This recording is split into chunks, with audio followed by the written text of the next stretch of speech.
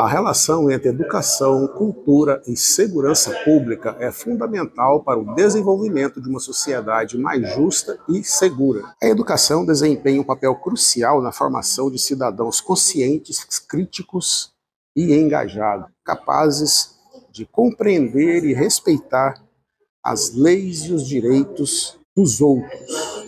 A cultura, por sua vez, promove a identidade, a inclusão social e a compreensão mútua, reduzindo tensões e conflitos. Quando ambos os pilares são fortalecidos, contribuem para a prevenção da criminalidade, pois indivíduos educados, culturalmente conscientes, têm mais oportunidades e menos propensão ao envolvimento em atividades ilícitas. Além disso, políticas públicas que integram educação e cultura com estratégias de segurança pública tendem a ser mais eficazes, promovendo ambientes seguros e comunidades resilientes.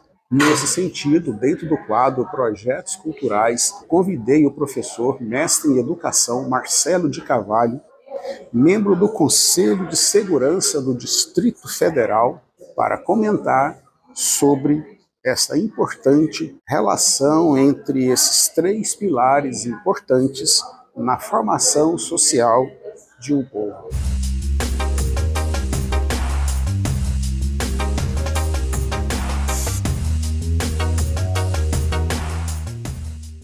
Professor Marcelo de Carvalho, obrigado por atender o nosso convite.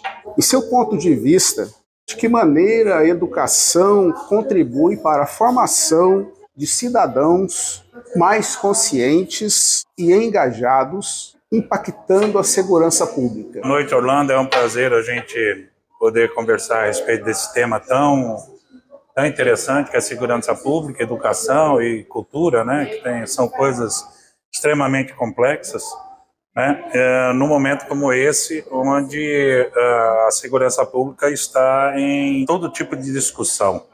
A educação e a segurança pública, hoje, quando você procura participar de alguma forma, né, daquele cidadão educado, não é educado formalmente, não é isso, é educado para participar da gestão pública, né?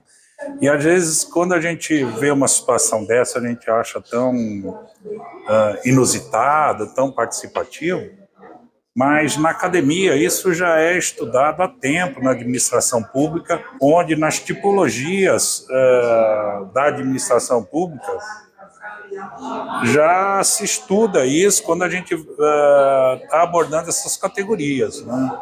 Então, quando se começou a estudar a administração pública, e nós vimos a primeira categoria, a mais básica, né, que é a chamada administração burocrática, né, que na realidade... Essa do Max Weber. É, a administração weberiana, né, na realidade, mas de uma maneira mais coloquial, o pessoal fala administração burocrática, né, que foi a inicial, a primeira tipologia, né. E o que ela tinha assim de bom? Infelizmente, quando a gente fala burocracia, a gente entende a burocracia por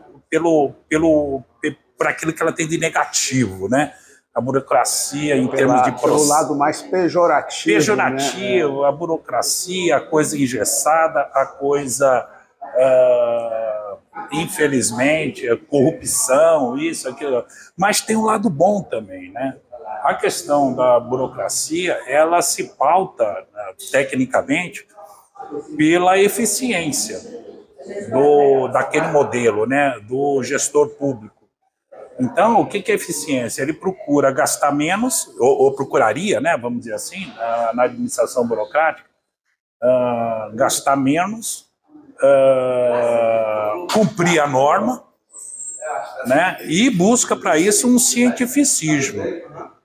Então, num determinado momento, isso foi adotado, querendo que dê certo por conta dessas características. Ela não foi implantada por conta para dar errado, ela foi implantada porque se pensava que esses aspectos, né, não cometer erros, gastar menos, não ter perdas, né? E o cientificismo, isso aí ia dar certo. Num determinado momento, viu-se que não deu, ela estava muito engessada, tal, ela estava burocrática, né? Vamos dizer assim, e a sociedade estava clamando por uma intervenção maior do Estado em atender os seus desejos, atender as suas demandas. Daí mudou-se para uma administração chamada administração social. Bom, quem é que entende de educação? As associações de escola, de educadores, e assim em toda a área da administração pública. Na saúde, quem entende são os médicos, vão procurar os conselhos regionais, por exemplo, aqui em Brasília, na prática, a qual eu tenho mais experiência, mas isso acontece no Brasil inteiro, os conselhos comunitários de segurança, eles estão instituídos no Brasil inteiro.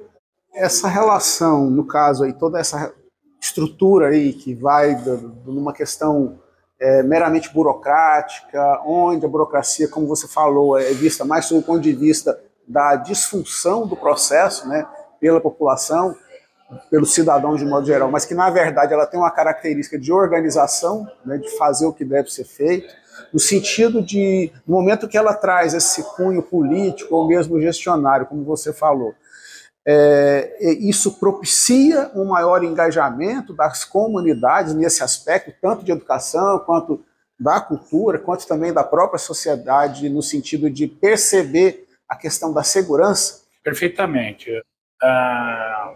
Quando a gente fala educação, né, a gente pensa assim, a priori, a educação formal, né, a educação do ensino básico, né, fundamental, ou médio, e a educação superior, né?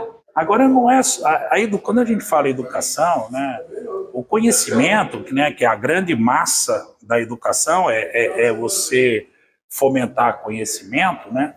Não é só do formal, tem o informal também. O conhecimento do cidadão, praticamente 2/3 deles, provém de fontes informais, e somente 1/3 das fontes formais.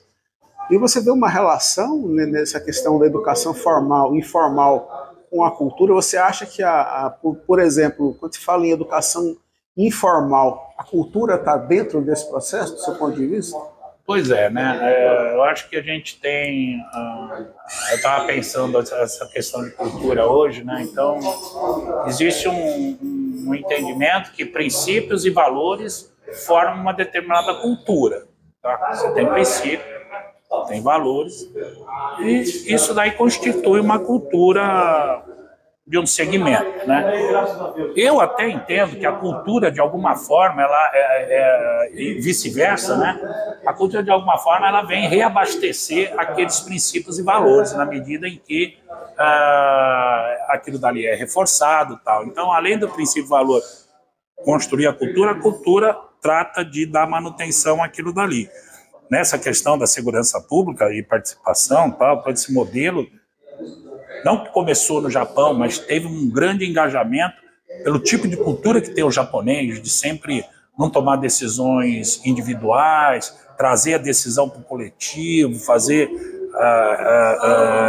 ele participar de alguma coisa. Você vê aqui nesses parques aqui em Brasília, em São Paulo, você vê os velhinhos japoneses sempre fazendo um exercício físico, tá, Sichuan, isso, aquilo, limpando as coisas, tal. Termina um evento, eles vão lá limpar, tal. Então, isso é um aspecto cultural. Então, a cultura, ela interfere, sim, né? A cultura não se confunde com a educação, né? Porque ele tem pouca educação, porque ele tem pouca cultura, né? Vamos dizer assim, ou vice-versa. Quando se integra políticas públicas relacionadas à educação, cultura e como uma estratégia de segurança pública, que benefícios práticos isso aí traz para a comunidade, para a percepção do cidadão? Um exemplo. A calçada está quebrada em tal lugar, tem muito mato em tal lugar. Na medida que ele tem um bom retorno daquela demanda, ele vai ter esse retorno e ele vai perceber, né? Não somente ver os dados, mas perceber. percepção, eu também tenho uma formação em marketing, você também, você sabe que percepção não tem certo, não tem errado, ela tem aquela que vai ao encontro ou de encontro ao que você gostaria como gestor, né? É verdade. Quais são os maiores desafios para se implementar uma política que una educação, cultura e segurança pública de uma maneira eficaz, não somente a do discurso político, por exemplo? Eu vou dar um outro exemplo, antes de responder diretamente, eu vou dar um outro exemplo muito bacana, que é justamente essa questão que você destacou aí da percepção. E nessa percepção, o morador vai falar assim, olha, eu quero fazer mais, eu quero participar mais, não é só a reunião que eu quero ir, eu quero fazer alguma coisa diferenciada aqui. A PM instituiu um programa que chama Rede de Vizinhos Protegidos. Moradores se juntam, falam assim, olha, eu quero implantar a Rede de Vizinhos Protegidos aqui na minha região. Um grupo de vizinhos, juntamente com a Polícia Militar do DF, colocam placas, tanto placas maiores nas vias, quanto nos condomínios, falam assim, área monitorada, emergência ligue 190 ou um número direto de celular do batalhão. Por óbvio, esse bandido, quando ele passa por ali e vê uma placa daquela dali, ele fala, opa, aqui o pessoal está organizado, aqui o pessoal percebe a questão de segurança. De alguma forma, a API vai chegar rápido aqui. Né? Então, isso já demonstra esse maior engajamento. Você tocou nesse exemplo aí interessante das plaquinhas, e aí eu lembrei de um processo que envolve educação e cultura e segurança, tudo junto, muito prático o exemplo, que é a questão do pedestre aqui na cidade de Brasília. Então, isso, quando se lançou a questão de atravessar a faixa, né, do pedestre, houve um processo de educação das pessoas e que pegou, né? Em outras capitais tem uma dificuldade muito grande de pegar. Então aqui em Brasília é muito comum, né? O cidadão chegou ali, se aproximou da faixa, ele faz o sinalzinho, o carro para, ele atravessa.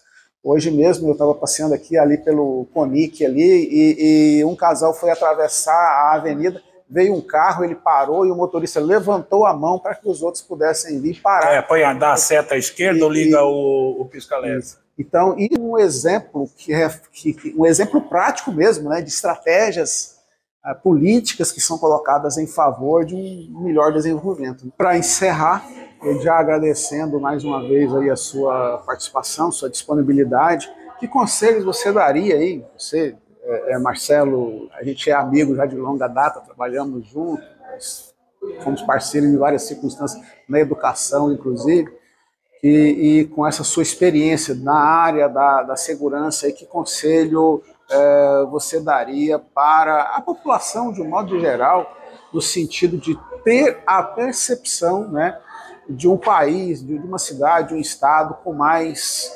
equilíbrio na relação entre esses três pilares: educação, cultura e segurança pública? Eu acredito que cada vez mais, é o que eu falo para os meus alunos, né? Vocês têm que sair, vocês são inteligentes, né? Vocês têm que sair dessa percepção individual e ir para uma percepção coletiva.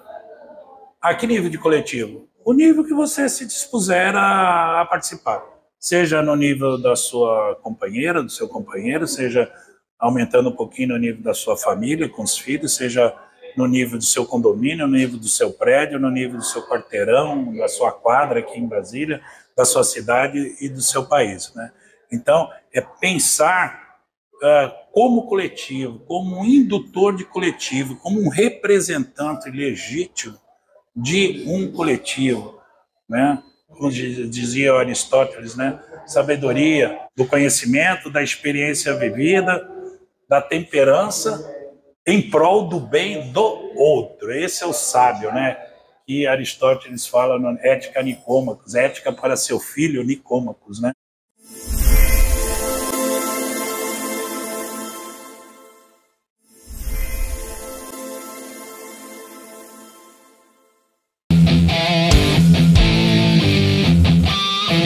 Todo mundo tem uma história. Atrás de cada história, uma cultura. Meu nome é Patrícia Macedo e vem comigo agora pro quadro Conexão Cultural Eu, Você e o Mundo. Vem!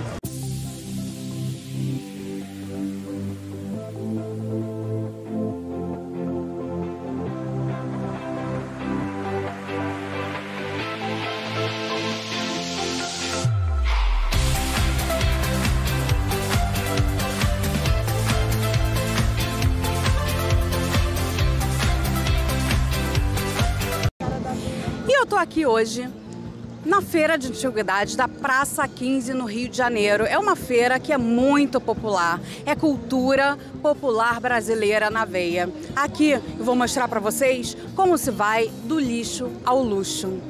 Querem ver? Vem comigo.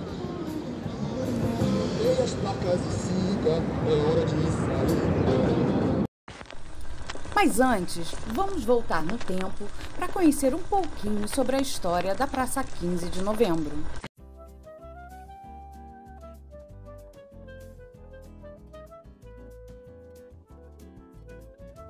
Começamos nossa viagem em 1808, com a chegada da família real portuguesa ao Brasil, que fugia das tropas napoleônicas. O Paço Real foi ampliado e reformado para se adequar às necessidades da família real, tornando-se então o Paço Imperial. A presença da corte transformou a praça em um dos centros políticos e administrativos mais importantes da colônia. 1822. Em 9 de janeiro de 1822, Dom Pedro I declarou na varanda do Paço Imperial que permaneceria no Brasil, desafiando as ordens de retornar a Portugal. Esse evento foi crucial para o processo de independência do Brasil, culminando em 7 de setembro de 1822, 1889. Em 15 de novembro de 1889, Marechal Deodoro da Fonseca proclamou a República, pondo um fim ao Império do Brasil. A praça, então chamada de Largo do Paço, foi renomeada como Praça 15 de Novembro, em homenagem à data histórica. Como eu disse antes, ela já foi chamada de Largo do Paço, mas também teve outros nomes, como Largo do Terreiro da Polé, Praça do Carmo, Terreiro do Paço e Praça de Dom Pedro II. Curiosidades que talvez você não sabia. Ainda no governo do vice-rei Dom Luís de Vasconcelos, em 1789, foi construído o chafariz do Mestre Valentim, que até hoje é um dos grandes símbolos da praça.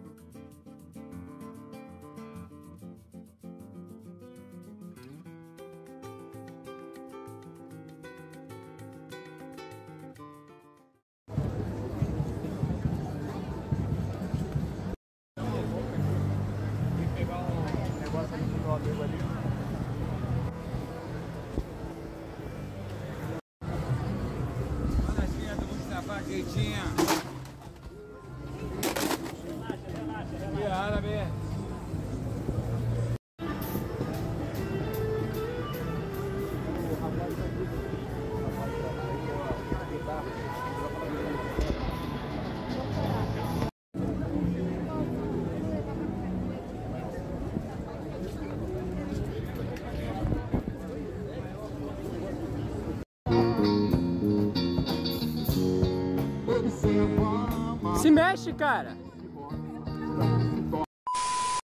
E aqui na Praça 15 também temos música popular brasileira. Aqui é um reduto de arte, cultura, gastronomia popular, na veia. Vem comigo para vocês verem. Em seguida eu comprei um carro e parei na contramão. Tudo isso sem contar o tapa que eu levei com a história do Expresso. Mas essa música também é interessante. Mandei meu Cadillac pro mecânico outro dia, pois há muito tempo a consciência me pedia. quero consertar meu Cadillac e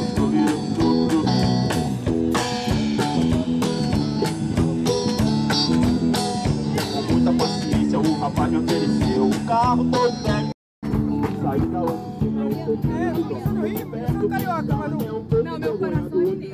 A Feira de Antiguidades da Praça 15, localizada no coração do Rio de Janeiro, é um destino imperdível para amantes de história, colecionadores e curiosos em geral. Com uma atmosfera única e uma vasta gama de itens à venda, a feira é um verdadeiro tesouro de peças históricas, onde você pode encontrar desde móveis antigos, porcelanas, pratarias e até objetos de arte e decoração.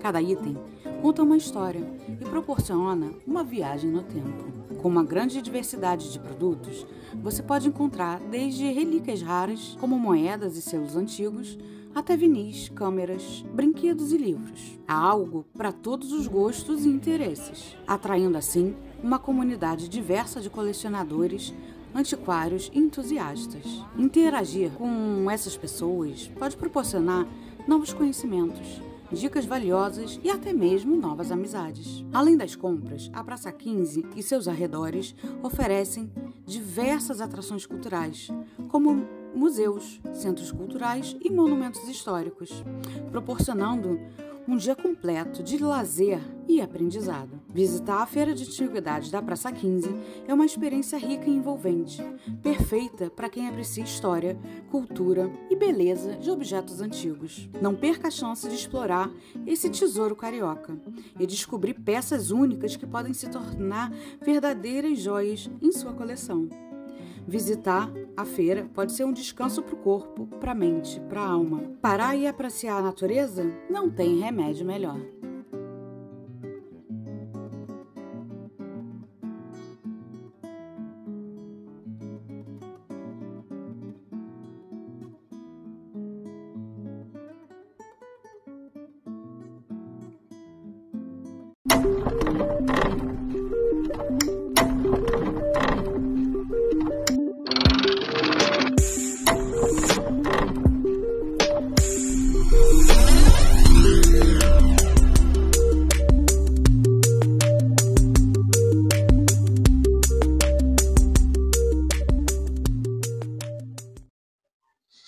Fala, gente! Eduardo Júnior aqui, e no livro em pauta de hoje eu venho trazer Contos Fantásticos do escritor Apolo Souza. O livro foi disponibilizado pelo grupo editorial Guilda, certo? E lançado em 2023. O Apolo também é o idealizador da Guilda, certo? E eu tive o prazer de fazer parte da Guilda como autor, e foram eles que produziram o meu livro Justiceiros de Sangue. E o Apolo, através do Mochilão Literário, que eu já trouxe aqui com a antologia Mafiosas, né? O Apolo, ele fez toda a parte gráfica de revisão, de editoração, diagramação do meu primeiro livro, Duas Faces de Mim, publicado pela Wiclap. Vou ler um pouquinho sobre o autor. Apolo Souza é escritor e desenhista, autor da série Anjos de Metal, de 2014 e 2016, O Vazio que Habita em Mim, de 2017, e Pesadelo, de 2018. Participou das coletâneas Contando Gatos, da editora Fanzine, 2017, Palavra que Silenciei, de 2017, e Para Maiores de 18, da editora Iluminari, de 2018. É criador do projeto Mochilão Literário, da Wiclap, junto com a Soraya Brito e Isaac Cipriano. Apolo Souza também é idealizador e editor-chefe do grupo editorial Guilda, que eu citei antes, né? Que inclusive é o grupo que fez a edição desse livro. Ok? Então hoje eu venho trazer para vocês conhecer. O livro está disponível na Amazon, está disponível no site da Wiclap, né? Que é onde eles trabalham tanto com as antologias quanto com os livros físicos. E vocês podem encontrar contos fantásticos lá na Wiclap ou na Amazon, ou direto com o autor. Vou ler a sinopse do livro para vocês conhecerem um pouco da obra dele. Senta, que lá vem história. Mas antes, eu te convido a preparar aquela boa e velha xícara de café e procurar um lugar aconchegante para a leitura. Vai lá, a gente te espera. Agora, com sua caneca na mão, nós podemos iniciar essa conversa. Este é apenas um amontoado de histórias escritas ao longo dos anos, que decidi reunir em um livro. É disso que se trata essa coletânea. Estou aqui apenas para te contar histórias. Em cada um destes contos, você vai encontrar histórias envolventes, cheias de magia, mistério, desejos, sonhos, amores e tantas outras coisas, as quais nós buscamos em nossas vidas. Esse livro é um convite a você, leitor. Um convite a tentar, se não der certo, tomar um café, recuperar as forças e tentar novamente. Na dúvida, vamos tomar um bom café para começar? Então, esse livro, ele trata de uma coletânea de contos do Apolo, entendeu? Contos que ele escreveu para as antologias, ó. Esse da Rainha Vermelha, ele escreveu para a antologia Mafiosas. Tem vários outros que ele escreveu para outras antologias, entendeu? Procure-se Papai Noel. E cada capítulo, cada conto vem sinalizado por uma arte que vai de acordo com o tema do conto que está falando naquele capítulo. Então, essa é a indicação de hoje, esse é o livro em pauta de hoje, e aguardo vocês no próximo livro em pauta. Não perca, aquele abraço e até mais!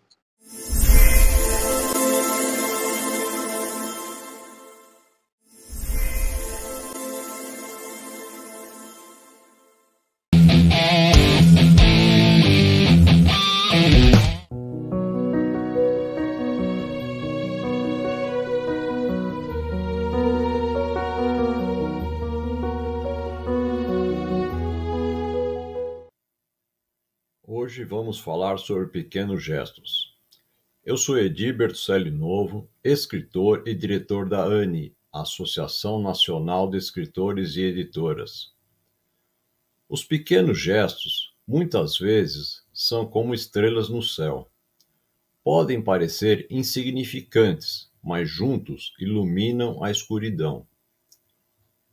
Um sorriso inesperado, aquele bom dia, dito com genuína alegria, ou um abraço apertado em um momento de necessidade. São momentos quase imperceptíveis que carregam um poder transformador. Na correria do dia a dia, entre compromissos e responsabilidades, é fácil subestimar o impacto que uma simples palavra pode ter. Um obrigado cheio de gratidão, um como você está que demonstra verdadeiro interesse, ou até mesmo um olhar de compreensão. Esses gestos, embora pequenos, têm o poder de tocar profundamente, de curar feridas que muitas vezes nem sabemos que estão lá.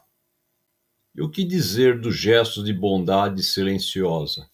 Aquele café que você oferece sem esperar nada em troca, ou a mão estendida para ajudar quem precisa. São atos que podem parecer triviais, mas que podem transformar o dia de alguém e, em alguns casos, até mudar uma vida inteira.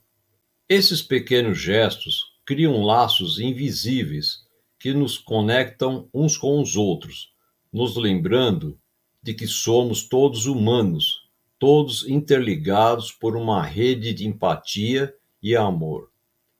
No fim das contas, esses momentos que fazem a vida valer a pena, que trazem calor ao coração e sentido à existência. Que nunca nos esqueçamos do poder dos pequenos gestos. Eles são a verdadeira essência do amor, da compaixão e da humanidade. São eles que no final do dia deixam uma marca indelével na vida que tocamos. Obrigado e até a próxima semana. abraço.